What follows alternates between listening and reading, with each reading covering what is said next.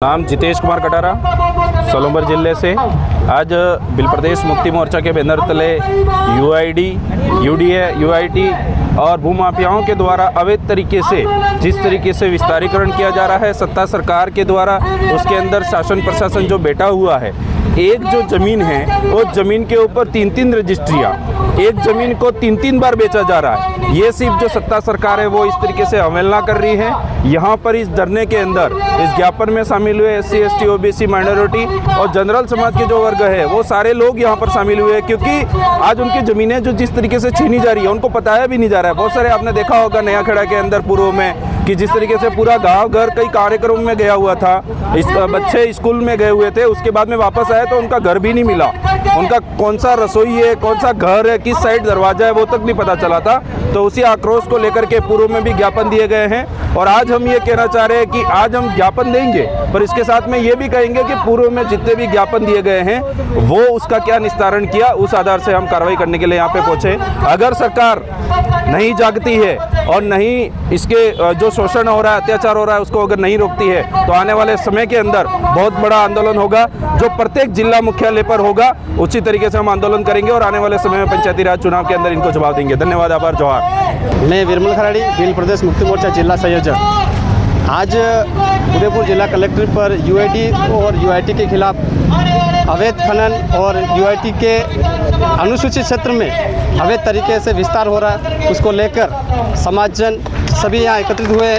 कई सालों से जो लोग रह रहे हैं, वर्षों से रह रहे हैं, और आज यूआईडी का जो कहर है लोगों पे वह है कि कहीं आधी रात में आके बुलडोजर में चला दिया जाए, कहीं आधी रात में आके हमारे कुएं, हमारे खेतों को नष्ट कर दिया जाए। इस समस्या को लेकर आज भी लोग बहुत जूझ रहे हैं और इसी मांग को लेकर हम आज कलेक्टर पर एकत्रित हुए हैं और एक दिवसीय महारैली और धरना प्रदर्शन का कार्यक्रम रखा है। उसको लेकर अगर हमारी मांगों को नहीं माना गया, ये धरना सुचारू ढंग से आगे भी चालू रहेगा।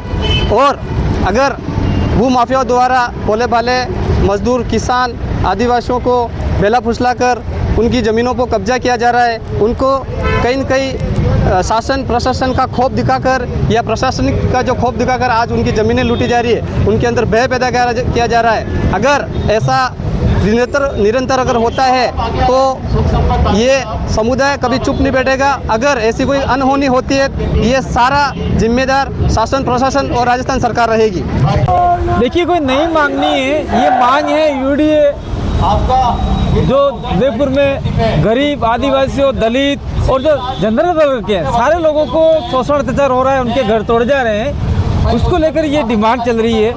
दूसरी बात ये है कि उदयपुर के अंदर आदिवासी की ज़मीन हो, चाहे दलित की हो, चाहे किसी की भी हो, 3-3 बार रजिस्ट्रियाँ हो रही है, प्रशासन अंधेरे में सोया हुआ है और जो लोग निर्दोष है उनको मार पीट कर जेल में डालकर रजिस्ट्रियाँ निरस्त करवा कर नए नाम से करवा रही है। पहले 2-2 करोड़ में ज़मीन बिकती है, फिर 12 करोड़ में ज़मीन, 12 लाख में ज़मीन बिकती है।